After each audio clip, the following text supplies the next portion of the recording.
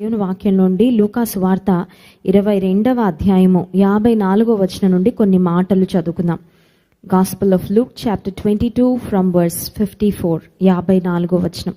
వారాయనను పట్టి ఈడ్చుకొని పోయి ప్రధాన యాజకుని ఇంటిలోనికి తీసుకొని పోయిరి. పేతురు దూరముగా వారి వెనక వచ్చుచుండెను. అంతట కొందరు నడుముంగిట మంట వేసి చుట్టూ కూర్చుండినప్పుడు పేతురును వారి మధ్య కూర్చుండెను. అప్పుడు ఒక చిన్నది ఆ మంట వెలుతురులో అతడు కూర్చుండుట చూచి అతని తేరి చూచి వీడును అతనితో కూడా ఉండెను అని చెప్పెను. అందుకు పేతురు, అమ్మాయి, నేను అతని ఎరుగననెను. మరి కొంతసేపటికి మరి ఒకడు అతని చూచి నీవును వారిలో ఒకడవనగా పేతురు, ఓయి నేను కాననెను. ఇంచుమించు ఒక గడి అయిన తరువాత మరి ఒకడు నిజముగా వీడును అతనితో కూడా ఉండెను, వీడు గలిలేయుడని దృఢముగా చెప్పెను. అందుకు పేతురు, ఓయి నీవు చెప్పినది నాకు తెలియదనెను. అతడింకను మాట్లాడుచుండగా వెంటనే కోడి కూసెను. అప్పుడు ప్రభువు తిరిగి పేతురు వైపు చూచెను గనుక పేతురు, నేడు కోడి కూయక మునుపు నీవు ముమ్మారు నన్ను ఎరుగనందువని ప్రభువు తనతో చెప్పిన మాట జ్ఞాపకం చేసుకుని వెలుపలికి పోయి సంతాపపడి ఏడ్చెను. చిన్న ప్రార్థన చేసుకుందాం. పరిశుద్ధుడా, ప్రేమ కలిగిన తండ్రి, నీకు స్తోత్రాలు. పేతురు జీవితంలో మేము చదువుకున్న ఈ వాక్య భాగము మా వినికిడిలో మీరే దీవించండి, ఆశీర్వదించండి. ఆధ్యాత్మికంగా మమ్మల్ని బలపరచండి, నిలబెట్టండి. నన్ను సంపూర్ణంగా నీ శిలువ చాటును మరుగుపరిచి నీ నోటిబురుగా వాడుకునండి. యేసునామమున ప్రార్థిస్తున్నాము తండ్రి, ఆమెన్.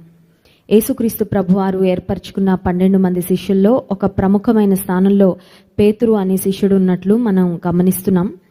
ఎవరు కూడా పర్ఫెక్ట్ కాదు, ఈ లోకంలో దేవుడు తప్ప ఎవరు పర్ఫెక్ట్ కాదు అనడానికి యేసుక్రీస్తు ప్రభు ప్రేమించిన ఒక మాటలో చెప్పాలంటే ఆంతరంగిక శిష్యుడుగా, అంటే కొన్ని సంఘటనలో ముగ్గురిని మాత్రం యేసు ప్రభు తీసుకెళ్లిన సందర్భాలు ఉన్నాయి. సో ఆ రేర్ ఇన్స్టెన్సెస్లో పేతురు, యాకోబు, యోహాను ఈ ముగ్గురిని యేసే తీసుకొని వెళ్తే పేతురుకు ఒక ఇంపార్టెన్స్, ఒక ప్రామినెన్స్, ఒక విలువ దేవుడిచ్చాడు. పేతురును ఒక ప్రత్యేకమైన విధానంలో దేవుడు చూసినప్పటికీ పేతురు యేసుక్రీస్తు ప్రభు ఎవరో నాకు తెలీదు అని ముమ్మారు బొంకిన ఆ సందర్భాన్ని మనం ఇప్పుడు వాక్యంలో చదువుకున్నాం. యేసుక్రీస్తు ప్రభుని ఎప్పుడైతే వారు పట్టుకొని, రోమా సైనికులు పట్టుకొని ఈడ్చుకొని వెళ్ళడం మొదలుపెట్టారో ఇంకా శిష్యుల్లో భయం ప్రారంభమైంది. ఒక్క యోహాను తప్ప అందరూ ఎవరి పాటికి వారు ప్రాణ భయంతో యేసుక్రీస్తు ప్రభును విడిచిపెట్టేశారు. ఆశ్చర్యం ఏంటంటే శిష్యులందరిలో పేతురు, ఎవరు వదిలిపెట్టినా నేను వదిలిపెట్టినయ్యా, నీకోసం చావడానికి కూడా సిద్ధమే అని పెద్ద పెద్ద వాగ్దానాలు చేసి పెద్ద పెద్ద ప్రగల్భాలు పలికిన పేతురు, we can say Peter has failed Jesus and we can say this is Peter's fall. పేతురు ఫెయిల్ అయిన సందర్భం ఇది. యేసు ప్రభువుకు మాట ఇచ్చి మాట తప్పిన సందర్భం కూడా ఇది. ఎన్నిసార్లు మాట తప్పాడంటే ముమ్మారు మాట తప్పాడు. పోనీ ప్రైవేట్గా, అంటే ఎవరు చూడనప్పుడు తన ఒంటరితనంలో తప్పితే పోనీ దేవునికి తనకు మధ్యలోనే ఉంటుంది అనుకుంటే, సమాజంలో ప్రజల ఎదుట అందరి ముందే యేసు ప్రభుతో తిరిగాడు, అందరి ముందే యేసు ప్రభు ఆంతరంగిక శిష్యుల్లో ఒకడిగా తిరిగాడు, అందరి ముందే యేసుక్రీస్తు ప్రభు చేసిన సూచక్రియల అద్భుతాలకు ఒక ఐ విట్నెస్గా ఉన్నాడు. అన్ని దగ్గర నుండి చూసిన పేతురు మళ్ళీ ప్రజల ముందే యేసుక్రీస్తు ఎవరో నాకు తెలియదు, యేసయ్య ఎవరో తెలీదు అని ముమ్మారు డినై చేసిన ఆ సందర్భాన్ని ఇప్పుడు వాక్యంలో గమనిస్తున్నాం. ఒక మాటలో చెప్పాలంటే పీటర్ హ్యాస్ డిసప్పాయింటెడ్ జీసస్. పేతురు యేసుక్రీస్తు ప్రభువును ఒక మాటలో చెప్పాలంటే నిరుత్సాహానికి లోన్ చేశాడు. ఎందుకంటే చనిపోవడానికి కూడా వస్తానన్నావయ్యా, కనీసం నువ్వు నా గుంపులో ఉన్నవాడి, నా శిష్యుడు అని కూడా చెప్పుకోలేకపోయావా అని యేసు ప్రభు ఖచ్చితంగా బాధపడి ఉంటారు. పేతురు కూడా 3 సార్లు బొంకిన తర్వాత వెలుపలికి పోయి సంతాపపడి ఏడ్చిన. ఆశ్చర్యం ఏంటంటే ఫస్ట్ టైం బొంకగానే పేతురుకు, అయ్యో నేను పడిపోయానే, నేను తప్పు చేశానే, నా దేవుణ్ణి నేను ఎరుగను అని చెప్పానే అనే రియలైజేషన్ రాలేదండి పేతురుకు. 3 సార్లు అయిన తర్వాత యేసు ప్రభు చెప్పినట్లుగా కోడి కూసిన తర్వాత వెంటనే ఏదో అలారం క్లాక్ మోగితే మనం నిద్రలో ఉండి మేలుకున్నట్లు సడన్గా హీ రియలైజ్డ్, నేనేంటి నా ప్రభువును ఎరుగనని చెప్పానా, ముమ్మారు బొంకానా, నా దేవుని గురించి నేను ఇలా ఎలా మాట్లాడగలిగాను, అసలు దేవుని మీద నాకున్న ప్రేమ ఏంటి, బట్ ఇప్పుడు నేను చేసిన పనేంటి. This is Peter's fall. Pethuru పడిపోయిన సందర్భం అని చెప్పుకోవచ్చు. కానీ పేతురును దేవుడు మళ్ళీ జ్ఞాపకం చేసుకున్నాడండి. పేతురుకు మళ్ళీ ఇంకొక ఛాన్స్ ఇచ్చారు యేసయ్య. మనం గమనించినట్లయితే యేసుక్రీస్తు ప్రభు శిష్యులలో ఒకడిగా ఉన్న ఇస్కరియోతు యూదా కూడా యేసు ప్రభువును 30 వెండి నాణాలకు అమ్మివేసిన తర్వాత మళ్ళీ యేసయ్య దగ్గరకు వచ్చి పశ్చాత్తాపపడి, ప్రభువా నేను తప్పు చేశాను, ప్రభువా నిరపరాధివైన నిన్ను నేను అమ్మేశాను, నేను చాలా ద్రోహిని, నేను దౌర్భాగ్యుడను, నా తప్పు నేను తెలుసుకున్నాను అని గనుక క్షమాపణ అడుగుంటే ఇస్కరియోతు యూదాను కూడా యేసుక్రీస్తు ప్రభు పేతురుని క్షమించినట్లే క్షమించి దగ్గరికి చేర్చుకునేవారు. కానీ ఇస్కరియోతు యూదా ఎందుకో తన్ను తాను క్షమించుకోలేకపోయాడు. ఆ ఫాల్ ఇంకా కంప్లీట్ ఫాల్ అయిపోయింది. ఇస్కరియోతు యూదా జీవితంలో పడ్డాడు, కింద పాపంలో పడ్డాడు, దేవునికి దూరం అయ్యాడు. ఆయన దూరం ఇంకా అలా అలా వందల వేల కొద్ది మైళ్ళు దూరంలాగా అయిపోయింది. కొన్నిసార్లు విశ్వాస జీవితంలో మనం పడిపోయే సందర్భాలు రావచ్చు. వి మే ఫాల్ సమ్ టైమ్స్. కానీ దేవుని బిడ్డలంగా ఒకటి జ్ఞాపకం చేసుకోవాలి, నువ్వు పడినా నువ్వు తిరిగి లేచి నిలబడాలి అన్నది దేవుని చిత్తం. నువ్వు ఒకవేళ ఆ సమయానికి భయానికి లోనయ్యో, భావోద్వేగానికి లోనయ్యో, లేకపోతే లోకాకర్షణలకు లోనయ్యో, లేకపోతే మరొకరి ప్రభావం వల్లనో, లేక నీ స్వకీయ దురాశల చేత ఈడవబడో ఆ సమయంలో ఒకవేళ తప్పు చేసినా, నేను ఎలాగో గుంటలో పడ్డాను కాబట్టి అండి ఇంకా జీవితకాలం అంతా గుంటలో ఉండిపోవాలనుకుంటున్నాను, డ్రైనేజ్లో పడ్డాను కాబట్టి ఇంక ఈ డ్రైనేజ్కే నా జీవితాన్ని అంకితం చేసుకుంటున్నాను అని ఎలా అయితే ఎవరు అనుకోరో, వెంటనే లేచి కడుక్కొని మళ్ళీ ఆ వస్త్రాలు తీసి పడవేసి శుభ్రపరచుకొని శుద్ధులుగా అవ్వాలని కోరుకుంటారో, తప్పిదం చేసినా తప్పిపోయినా తిరిగి లేవడం అనేది చాలా చాలా ప్రాముఖ్యం. యేసుక్రీస్తు ప్రభు చనిపోక ముందు, అంటే ఇంకా కొన్ని గంటల్లో ఆయన శిలువ మరణాన్ని పొందుతారు అన్న ఆ సమయంలో పేతురు యేసుక్రీస్తు ప్రభువును ఎరుగను అని ముమ్మారు బొంకినప్పటికీ పునరుత్థానుడై లేచిన తరువాత ఒక మాటలో చెప్పాలంటే దేవుడు రివెంజ్ తీర్చుకోవచ్చండి. పేతురు ముమ్మారు నేను తెలియనంటాడా? అందరి శిష్యులకు కనబడతాను కానీ పేతురుకు మాత్రం కనబడను. ఎందుకంటే తగిన శాస్త్రి జరగాలి పేతురికి. He must learn, he must realise. Pethuru చేసిన తప్పిదానికి ప్రతిఫలం పొందుకోవాలి అని యేసు ప్రభు పేతురును పక్కన పెట్టలేదండి.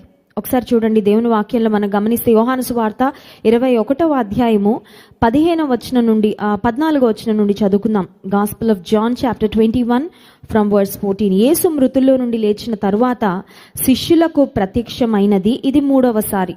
వారు భోజనము చేసిన తర్వాత యేసు సీమోను పేతురును చూచి, యోహాను కుమారుడవైన సీమోను, వీరికంటే నీవు నన్ను ఎక్కువగా ప్రేమించుచున్నావా అని అడగగా అతడు, అవును ప్రభువా, నేను నిన్ను ప్రేమించుచున్నానని నీవే ఎరుగుదువని ఆయనతో చెప్పెను. యేసు ప్రభు చేస్తున్న conversation that it self shows that Jesus has forgiven Peter.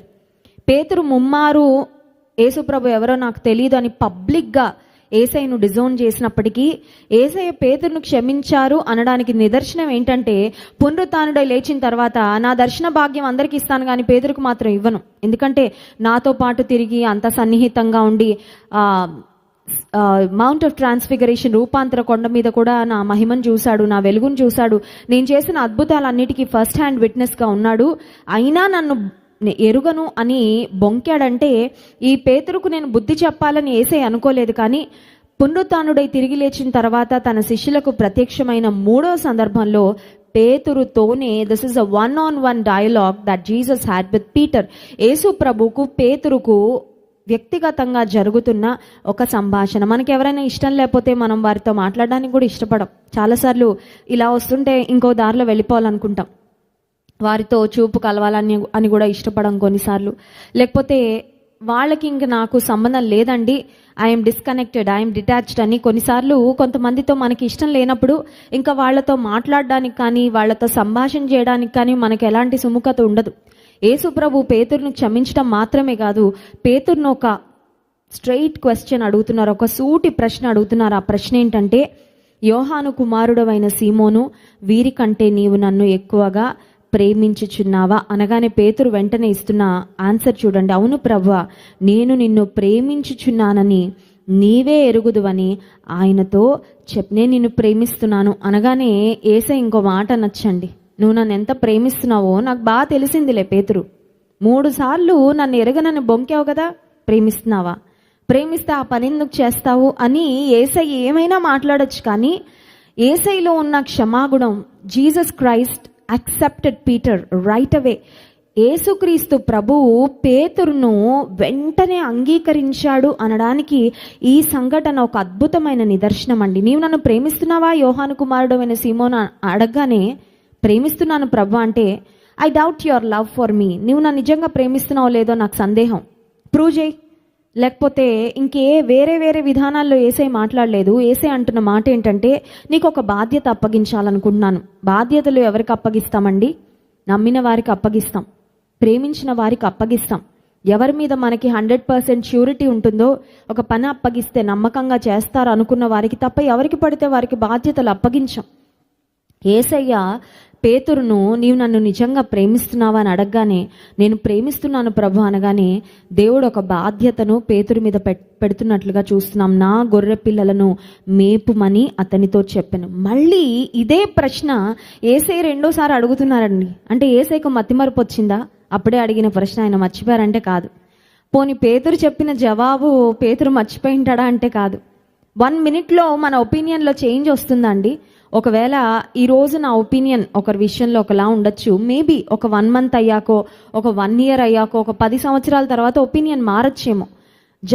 ఒకవేళ ఏమన్నా సంభాషణలు, సంఘటనలు ఏమన్నా జరిగితే మారచ్చు.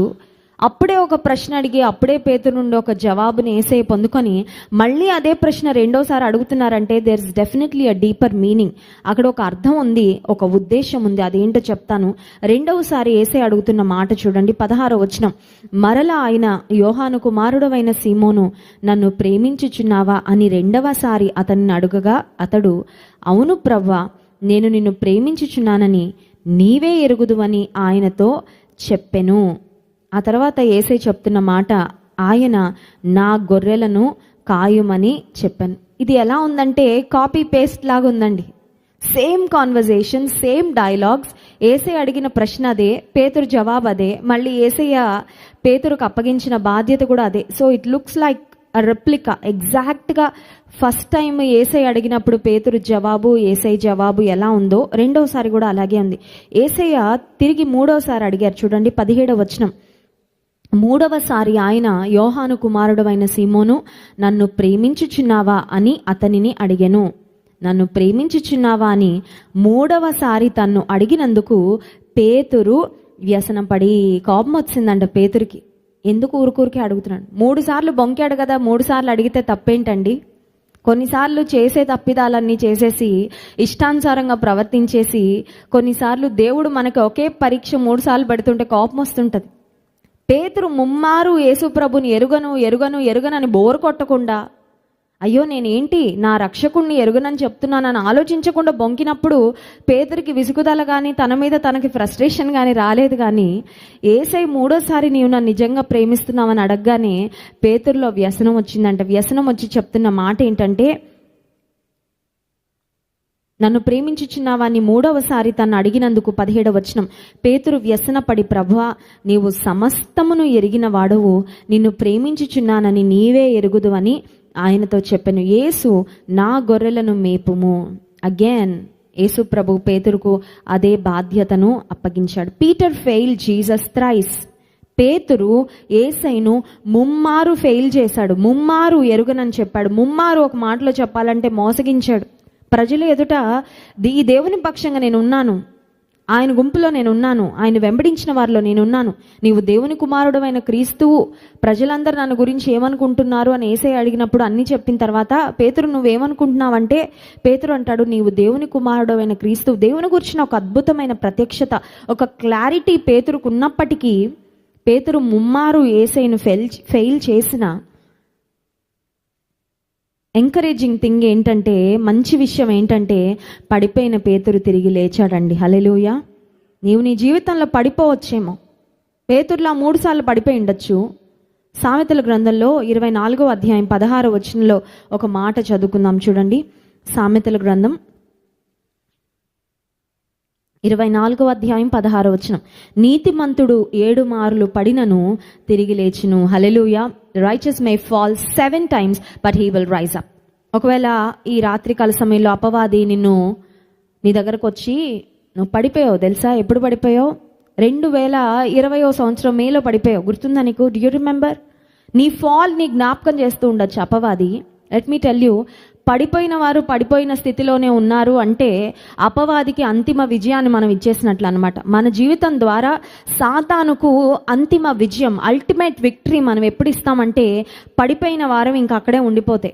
కానీ పేతురులో మనం నేర్చుకోవాల్సిన ఒక చక్కని విషయం ఏంటంటే, పేతురు అనుకున్నాడు, failure is not final, I will rise up. నేను ఓడిపోయాను, నా ప్రభువును ఓటమి పాలు చేశాను, నా ప్రభువు ఎరుగనని నేను బొంకాను, I've made a mistake, I have fallen thrice but I will rise again. నేను ఏసైకి ఏం మాటలు చెప్పాను అవన్నీ నాకు జ్ఞాపకం ఉన్నాయి.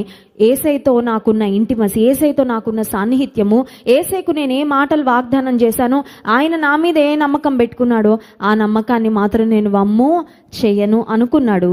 Peter decided that failure is not final. ఓటమి అంతిమ గమ్యం కాదు అని పేతురు నిర్ణయించుకున్న తరువాత తన జీవితంలో తిరిగి పైకి లేచాడు. యేసయ్య 3 సార్లు ఎందుకు అడిగాడంటే, నీవు నన్ను ప్రేమిస్తున్నావా, నీవు నన్ను ప్రేమిస్తున్నావా, నీవు నన్ను ప్రేమిస్తున్నావా అని. యేసయ్యకి తెలుసు పేతురు హృదయంలో ఏముందో. అందుకని పేతురు కూడా అన్నాడు కదా, నీకు అన్నీ తెలుసయ్యా, నన్ను మళ్ళీ అడగాల, నువ్వు నీకు అన్నీ తెలుసు, నువ్వు మళ్ళీ నన్ను అడగాల్సిన అవసరము ఏంటి? ఒక మాట చెప్పమంటారా, కొన్నిసార్లు యేసయ్యకి మన మనసులో ఏముందో అన్నీ తెలిసినా he wants us to have that expression. మన హృదయంలో ఏముందో, మన మనసులో ఏముందో అది చెప్పాలి అని దేవుడు కోరుకుంటున్నాడు. He wants to have that word from your mouth. నీ నోటి నుండి వచ్చే ఆ మాట వినాలని ఆయన ఆశిస్తున్నాడు. నీకు చెప్పాలి అనే ఆశ ఉందా? నీ ప్రేమను వ్యక్తపరచాలి అనే ఆశ ఉందా? నీ కృతజ్ఞతను వ్యక్తపరచాలి అనే ఆశ ఉందా? నేను అనుకుంటాను, పేతురు ముమ్మారు యేసు ప్రభు తెలీదు తెలీదు తెలీదు అని 3 సార్లు పడిపోయిన దానికి ఆ 3 మాటలను క్యాన్సిల్ చేస్తున్నట్లుగా యేసయ్య, నేను నిన్ను ప్రేమిస్తున్నాను, నేను నిన్ను ప్రేమిస్తున్నాను, నేను నిన్ను ప్రేమిస్తున్నానని 3 మార్లు పేతురుతో చెప్పించాడు. Hallelujah. So that was again a rising up experience. Pethuru జీవితంలో మళ్ళీ నేను యేసయ్యను ప్రేమిస్తున్నాను అని ముమ్మారు ఒప్పుకోవడం.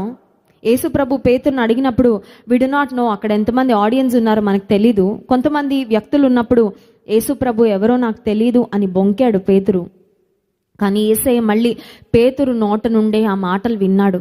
నేను నిన్ను ప్రేమిస్తున్నానయ్యా, ఐ లవ్ యూ లార్డ్ అని చెప్పిన తర్వాత దేవుడు పేతురుకు ఒక శ్రేష్టమైన బాధ్యతను అప్పగించాడు.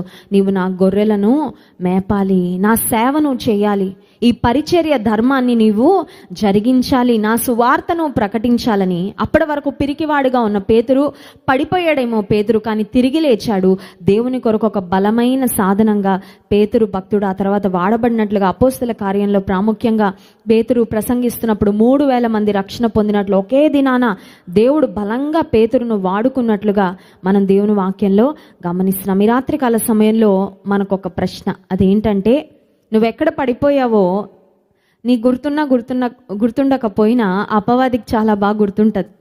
సాతాను కొన్నిసార్లు మనకు వచ్చి జ్ఞాపకం చేస్తుంటాడు, నువ్వు పెద్ద సెయింట్ అనుకుంటున్నావా, పెద్ద భక్తుడు అనుకుంటున్నావా, పెద్ద భక్తురాలు అనుకుంటున్నావా, నువ్వేంటో నాకు తెలీదా, నీ గతం ఏంటో నాకు తెలీదా, నీ బలహీనతలు ఏంటో నాకు తెలీదా, నీ పాస్ట్ ఏంటో నాకు తెలీదా అని కొన్నిసార్లు మన గతాన్ని చూపించి మనల్ని కృంగదీయాలని, మన గతాన్ని చూపించి మనల్ని నిరాశపరచాలని, మన గతాన్ని మనకు చూపించి మళ్ళీ వెనక్కి లాగాలని అపవాది ప్రయత్నం చేస్తూ ఉంటాడు. ఆ సమయంలో మనం జ్ఞాపకం చేసుకోవాల్సింది, మన గతం అంతా దేవుని సన్నిధిలో మనం ఒప్పుకుంటే యేసుక్రీస్తు ప్రభు వారి యొక్క అమూల్యమైన రక్తంలో that is completely washed away. Hallelujah.